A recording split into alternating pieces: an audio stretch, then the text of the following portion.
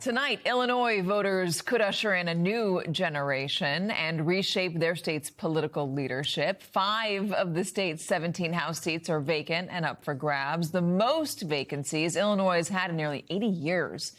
There's also Dick Durbin's Senate seat. He's retiring, which means it is open for the first time in 30 years. Joining us, Chicago Sun-Times special correspondent Lynn Sweet. Lynn, always good to have you. Pretty momentous that there are so many open seats. What are the prospects for a fundamentally different Democratic Party in the state of Illinois? Well, this is a test of what kind of politics Democrats want. Illinois is an early primary state, Katie. You know, we come after the March 3rd and the March 10 primary, so it's mainly we're in red states. So if you want to kind of see a testing ground about what messages work, what resonates. So what we're going to see no matter what, just so everyone knows, all the seats up are in the Chicago area. They're mainly Democratic, so this won't change in the primary, but the people elected today are highly likely to clinch in November. So this is what we'll see is where are the politics, how far to the left in these House races are voters willing to go. Plus, and I'm sure you'll get into it, their decisions today may be influenced by the massive amount of outside money that is flooded into this primary. So the Senate primary is the big one here. Again, Dick Durbin retiring. First time the seat's been open for 30 years. You got Raja Krishnamurthy, who has raised quite a bit of money in this race, the congressman. He's running for governor. By the way, only Jon Ossoff has raised more money than him this cycle for a Democratic candidate. There's also the lieutenant governor, Juliana Stratton. She's been endorsed by Governor Pritzker. And Congresswoman Robin Kelly, who's been endorsed by the Congressional Black Caucus. How are these candidates all different from each other? They're not that different. And that's why I don't see a lot of passion out there among the voters. You know, some years somebody's really for someone in a primary. And everyone who I've talked to, interviewed, has struggled in this one. They're all going to be left of center. And, oh, by the way, they all promise to be fighters against Trump. Find me a Democrat who is not going to pledge to fight against Trump. But the thing here might be the commercials, because the ads between Stratton and Krishnamurthy have been vicious in the negative hits. So much so that Robin Kelly has an ad going on in the end where she kind of pushes a TV with Raja on it to the ground to have it crash. So throughout this primary contest, Raja has been seen as a front runner, and these three are among more people are running, but it's always been between these three. And here's what's going to be notable.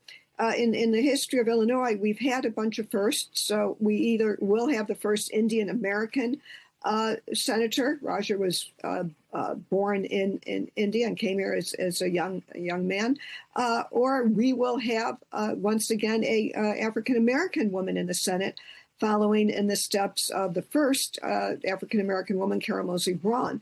But the politics, the negativity between Stratton and Krishnamurthy is noteworthy in this race. And we'll also see if this creates a path for Kelly to come through.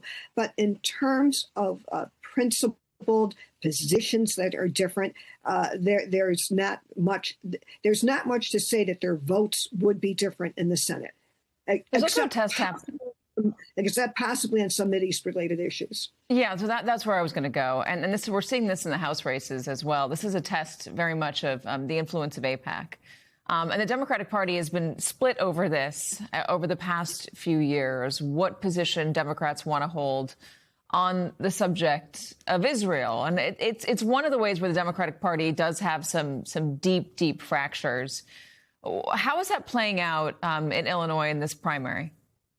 Well, AIPAC-related political action committees are playing massive roles in the four most active House primaries. The fifth, the incumbent did a little switcheroo, picked his chief of staff. So no, that's not in play right now.